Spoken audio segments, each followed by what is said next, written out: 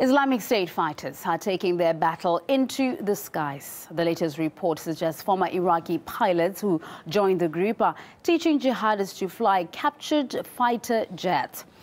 Now, this is after the Islamists moved ever closer to the Iraqi capital surrounding the city of Ramadi, about 100 kilometers just west of Baghdad, as you can see there on this map that we're showing you right now. But in Syria, it seems that the lengthy siege of the city of Kobani seems to be finally breaking. Kurdish fighters have reportedly halted the Islamic State advance and are slowly taking it back street by street. Fierce battles that have been raging inside the town have now eased, with just occasional gunfire and explosions being heard. As RT's Murad Gazdiev reports.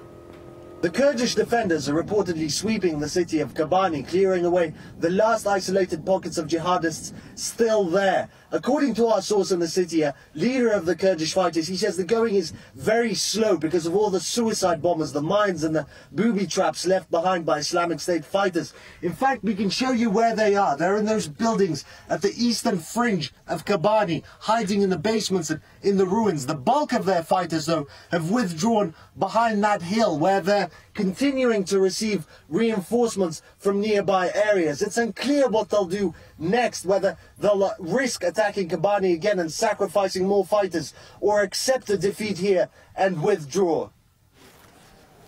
The siege of Kobani began in mid-September. For an entire month, the Kurdish defenders withstood the onslaught without foreign help on the ground. Syrian observers say more than 370 Islamic State fighters have been killed, with the Kurdish death toll just short of 300.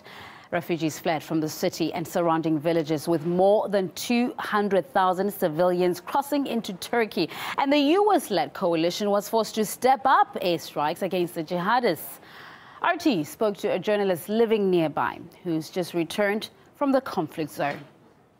You know, when ISIS, this kind of terrorist group, when they lost a fight, they fight, so they usually use another ways, as example, suicide bombs. They targeted people with snipers, especially the border cross with Turkey, because many to close the borders also. When ISIS arrived to my village, as example, the neighborhood village, when the clashes was still going in my village, which is far from Kobani, like 15 kilometers in the south, and they burned my village. In Zravik village,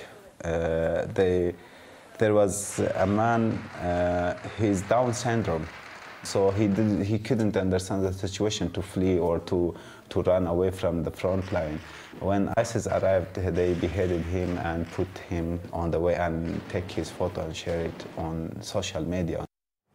The Kurdish commanders in Kobani have said US-led strikes against Islamic State have been strategically ineffective. Ex-CIA officer Ray McGovern says that eventually Obama will have no choice but to send troops to fight Islamic State.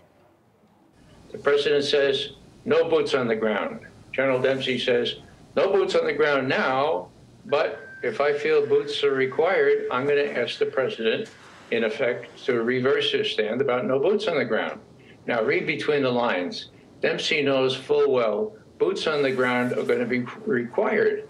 This is a fool's errand, an unnecessary escapade, and U.S. troops, U.S. men and women are going to be dying. You could say no boots on the ground forever, and when the boots on the ground become necessary, it's going to be U.S. boots, and then you're going to have to swallow, or you're going to have to swallow hard and let that happen. Otherwise, we're going to lose earlier than later, which we will inevitably do anyhow.